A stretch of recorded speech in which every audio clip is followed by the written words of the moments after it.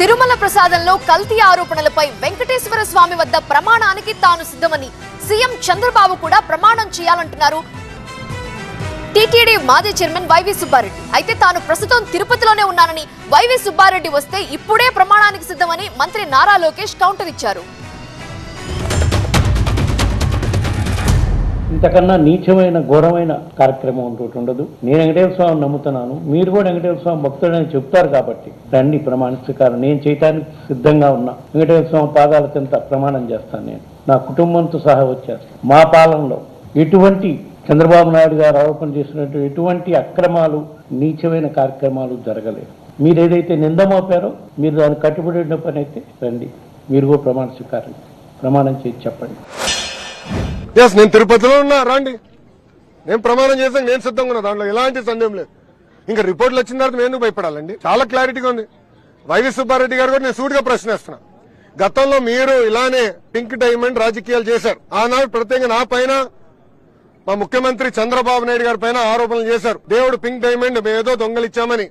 ఏమైంది స్వామి అది? 5 సంవత్సరాలు మీరు ఏం పీకారని అడుగుతున్నా. అంటే రాజకీయం చేస్తాం తప్ప పవిత్రత కాపాడుతాం మీకు తెలీదా అని సూటిగా వైవి సుబ్బారెడ్డిని నేను ఈరోజు ప్రశ్నిస్తున్నాను.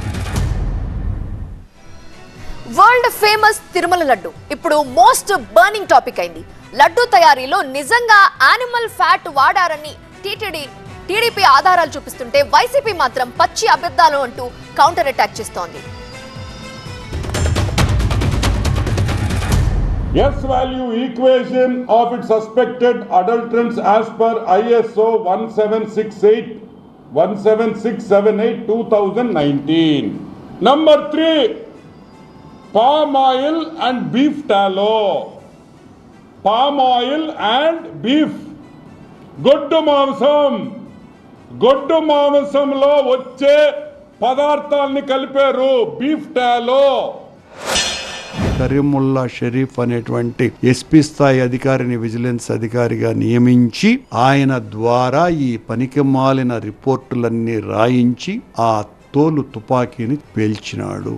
మీరు చేసినటువంటి ఆరోపణ నిజమైతే ఆ చేసినటువంటి అధికారులను, పాలక మండళ్లను వెంకటేశ్వర స్వామి సర్వనాశనం చేస్తాడు. ఒకవేళ అది నిజం కాకపోతే ఈ ఆరోపణ చేసినటువంటి వ్యక్తి ఈ ఆరోపణ ద్వారా రాజకీయ లబ్ధిగా వెంకటేశ్వర స్వామినే వాడుకోవాలని నీచమైన ప్రయోగం చేసినటువంటి వ్యక్తి యొక్క సర్వనాశనం కూడా కోరతాడు. మీరు బహిరంగంగా క్షమాపణలు చెప్పేటువంటి సహృదయత మీకు లేదు కాబట్టి కనీసం మీ ఇంటిలో ఉన్న వెంకటేశ్వర స్వామి బొమ్మ ఫోటో దగ్గరకు వెళ్ళి ఆయన పాదాలు పట్టుకొని నేను తప్పు చేశా, అపచారం చేశా, నేను చేసినటువంటి దారుణానికి నన్ను క్షమించండి అని వేడుకోమని విజ్ఞప్తి చేస్తున్నాను.